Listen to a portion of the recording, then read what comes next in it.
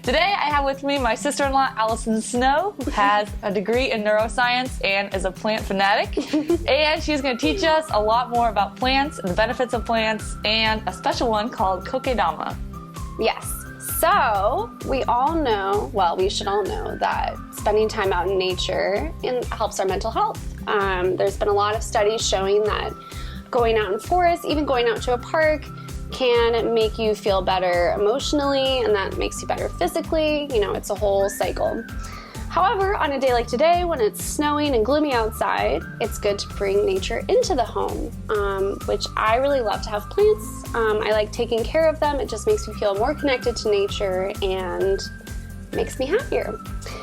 But sometimes taking care of plants can be a little high maintenance, which is why we're going to show you how to make a kokedama.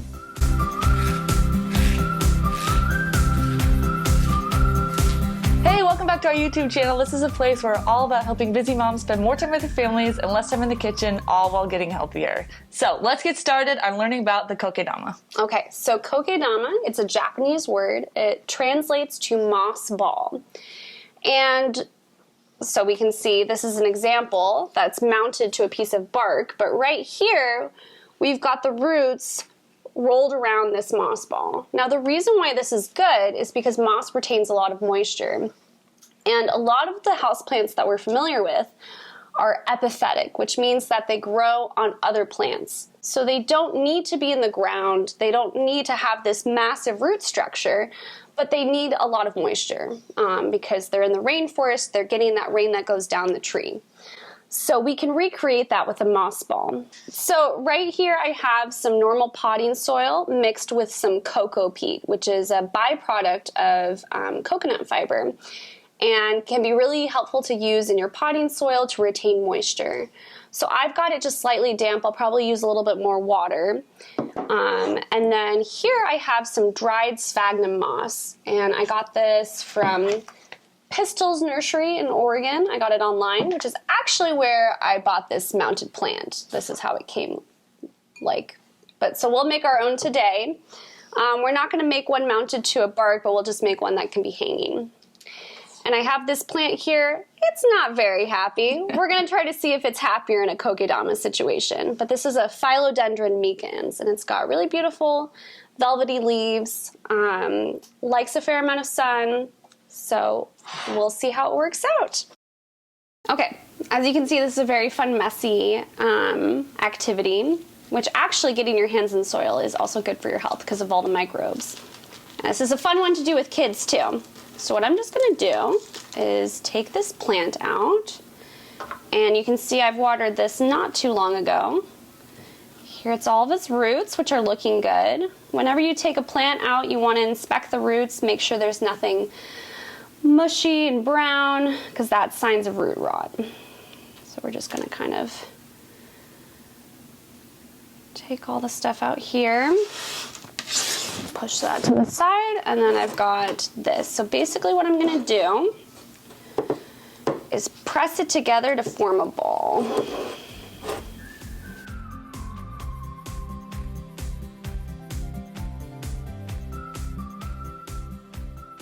Okay, so what I'm doing here is just kind of pressing the soil around the root ball. We just want to get that covered, kind of form a little ball. It's okay if it doesn't stick perfectly, as long as all the roots are covered. Okay, that's pretty good. It's okay if it's falling apart a little bit. We're gonna cover it with some moss, and that will help it stay together. Okay, so now we're gonna get our dried sphagnum moss, which I've gotten slightly damp. Okay, got my slightly damp sphagnum moss here, and what we're gonna do is just kind of create a sheet around it.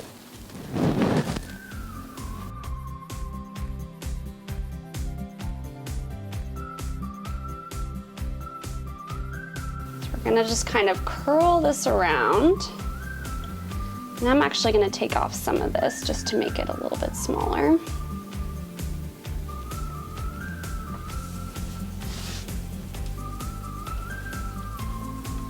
Okay.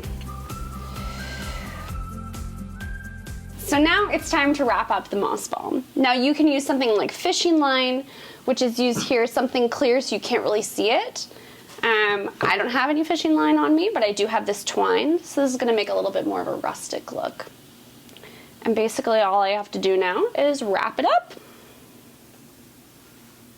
So now we just tie it up, going in different directions.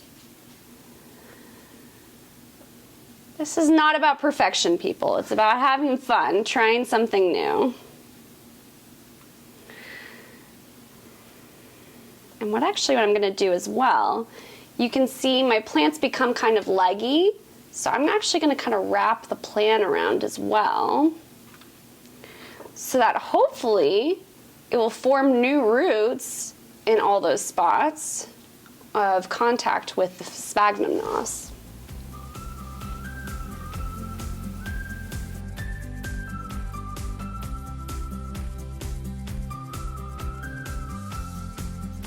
And then I'm just gonna kind of knot it here.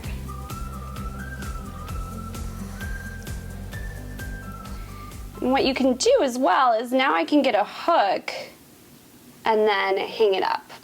Okay, so here's your finished kokedama.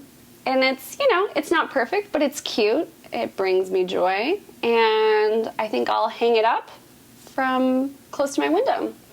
Now the care for kokedama, you basically just wait until, first of all, it feels light, because that means that the plants take up a lot of that water, and the moss feels dry on the outside. And then you can just soak it in water for like 20 minutes or something, and then hang it back up. And the great thing about this is that, you know, if you're going out of town or something, it sucks if your plants die because you didn't water them. This will retain moisture for a lot longer, and so you don't have to worry about it as much. Like the plants that I have in kokedama, I'll forget about, and then they're just totally fine. They thrive. Thanks for watching, and I hope you like and subscribe.